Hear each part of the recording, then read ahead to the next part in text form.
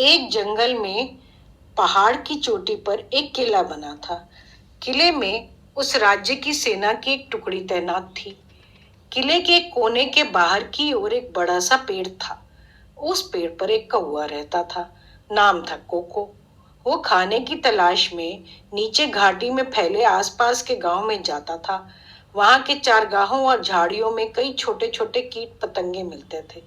इन्हें वह खाता था और आराम से अपना जीवन जी रहा था। पास ही में एक बड़ी सी झील थी। उसके आसपास बहुत मोर रहते थे। उसे मोर का पंख फैलाकर नाचना बहुत अच्छा लगता था। वो सोचता था कि मोर कितना शानदार पक्षी है। सिर पर मुकुट के समान कलगी, रंग बिरंगी इंद्रधनुषी सुंदर पूंछ, आंख के नीचे सफेद रंग और चमकीली लंबी गर्दन। उसे यह सब देखकर बहुत अच्छा लगता था और उसकी बड़ी इच्छा थी कि कोई मोर उसका दोस्त बने। एक दिन कोको पानी पीने के बहाने झील के किनारे एक झाड़ी के पास उतरा।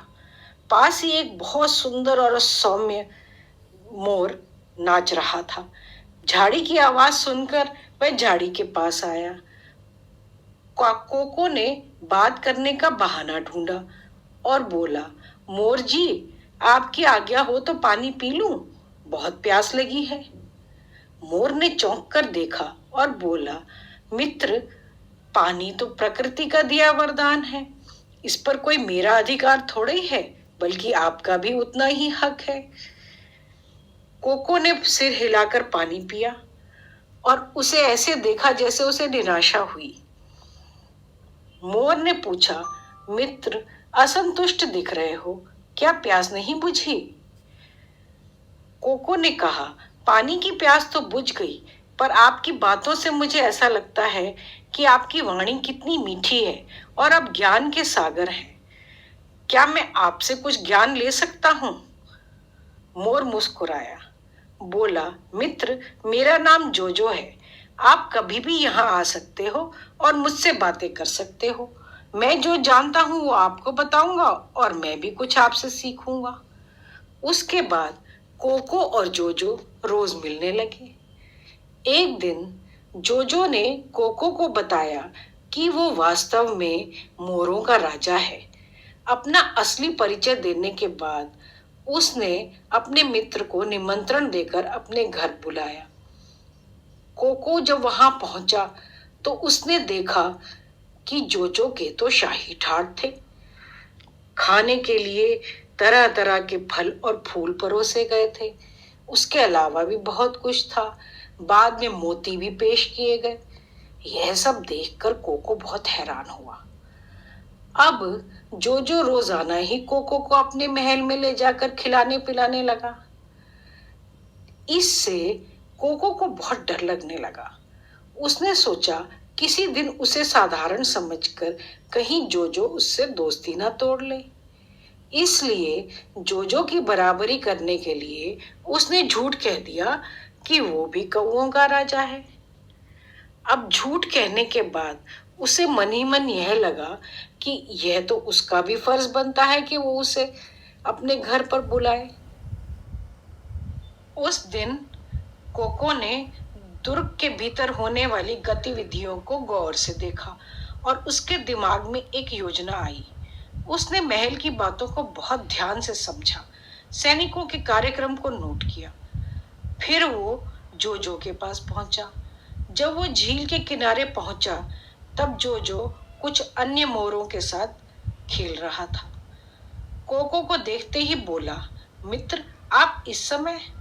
हाँ मित्र, मैं आपको आज अपना घर दिखाने के लिए और अपना मेहमान बनाने के लिए लेने आया हूँ। मैं कई बार आपका मेहमान बन चुका हूँ, मुझे भी सेवा का मौका दें।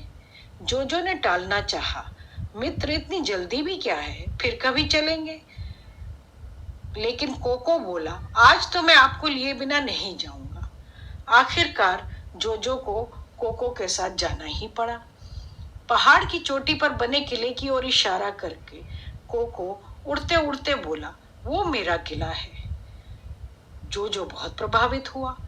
वे दोनों जब कोको के घर वाले पेड़ पर उतरे तो किले के सैनिकों की परेड शुरू होने वाली थी। कुछ सैनिक बिगुल बजाने लगे।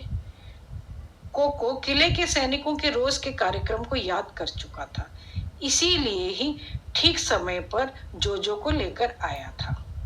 देखो मित्र, आपके स्वागत में मेरे सैनिक बिगुल बजा रहे हैं। अब इसके बाद सैनिक, सेना और सेनापति सलामी देकर आपको सम्मानित करेंगे। रोज की तरह परेड हुई और झंडे की सलामी दी गई। जो समझा सचमुच उसी के लिए ही ये सब हो रहा है। कोको के इस सम्मान से वह गदगद हो गया। बोला, आप तो एक शूरवीर राजा की भांति ही राज करते हो। कोको ने जोजो पर रोब डाला।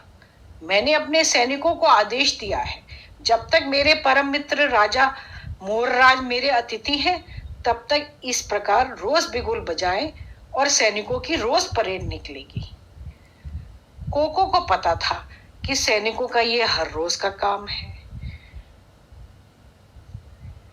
जोजो को कोको ने फल और अखरोट खिलाए। यह सब देखने के बाद भोजन का तो उतना महत्व रह ही नहीं गया था। सैनिकों की परेड का जादू अपना काम कर चुका था। जोजो के दिल में अपने मित्र कोको के लिए बहुत सम्मान पैदा हो गया। उधर सैनिक टुकड़ी को वहां से कूच करने के आदेश मिल गए। दूसरे ही दिन सैनिक अपना सामान समेट कर जाने लगे तो जोजो ने कहा, मित्र देखो, आपके सैनिक आपकी आज्ञा के लिए बिना ही जा रहे हैं। कोको हड़बड़ाकर बोला, किसी ने उन्हें गलत आदेश दिया होगा, मैं अभी रोकता हूं। ऐसा बोलकर कोको चिल्ला चिल्ला कर जोर जोर से कप्तान के सर के ऊपर मंडराने लगा। कप्तान ने इसे अपशकुन समझा और वो रुक गया। अगले दिन फिर वही हुआ। सैनिक जाने लगे तो कोको ने फिर से वैसे ही चिल्लाकर कप्तान के सर पर चक्कर लगाए। कप्तान को गुस्सा आ गया। उसने सैनिकों को उस मनहूस कौवे को तीर मारने का हुक्म दिया। एक सैनिक ने तीर छोड़ा तो तीर कोको की बगल में बैठे जोजो को लग गया। तीर लगते ही जोजो नीचे गिरा और फड़फड़ाकर मर गया। कोको उसके शव के पास दुखी होकर रोने लगा। हाय, मैंने अपनी झूठी शान के चक्कर में अपने परम मित्र को खो दिया। धिक्कार है मुझ पर। कोको को आसपास की बिल्कुल भी खबर नहीं रही।